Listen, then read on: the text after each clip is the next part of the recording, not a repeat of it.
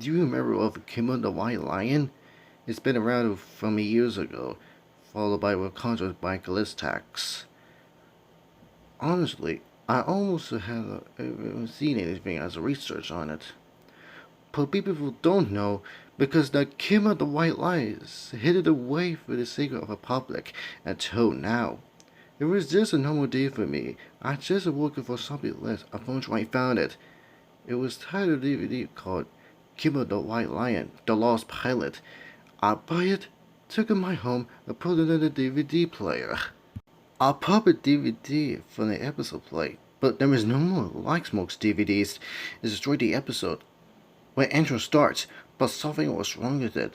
The theme song was distorted, and the other half is roughly voices. But it wasn't there, it was the music. Some fun fact has a kimba of characters on it. Kimba was a white lion, is supposed to be none of them as replaced. Polly was different to the content of the episode, it was a parrot on it. Bucky was more like an antelope from the Thompson Gazelle on it. Dano was almost of a baboon, almost of a mandrill. They didn't sound like original voices, but the original voice actors doing the stuff supposed to be a pilot. Kimba sounded like Lincoln Loud. Bucky was voice of an African American. Polly was half a British, and Dano has a real cranky voice.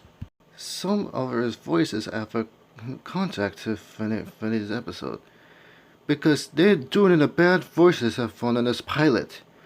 I know most but Bakula was in this pilot. After the theme song, the episode starts with his distractions. Kimba was distractions by the owners. Polly and Bookie told him how to ignore them and how to be doing his right. First, they had to build, then again a snack. The two end up ignoring him. They had to build the work instead of as well. It wasn't a crush sounds. The fate real life crush sounds should be content by art. At the end, the editor doesn't know how to make it on a use crusher to place of cartoon sounds. After the build is done, now it's time for snack time.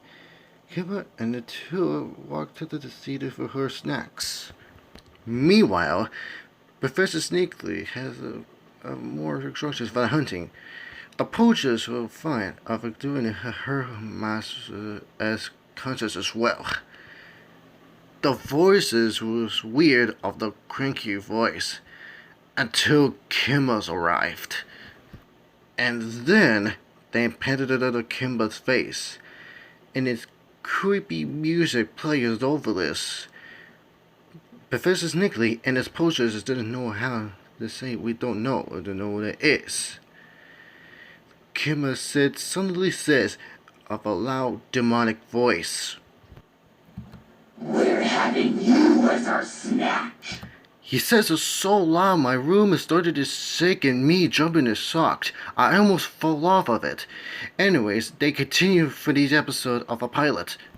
Boogie charges him. The poachers cover the blood with horns. The poacher was screaming, yelled, shout, and need to get out of here. The animals charged them. They pulled off a cutter by the attack them. He kicked it of the pool of blood and guts. But he didn't get worse of that. Professor Sneakley started to flee.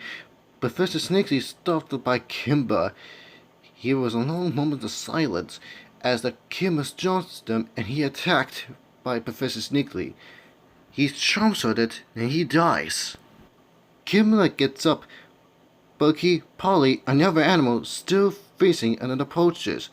And said this, he was a loud demonic voice again.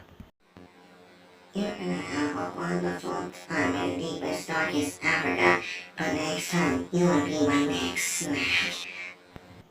The pilot ends in complete silence. The credits roll, but something was wrong with it.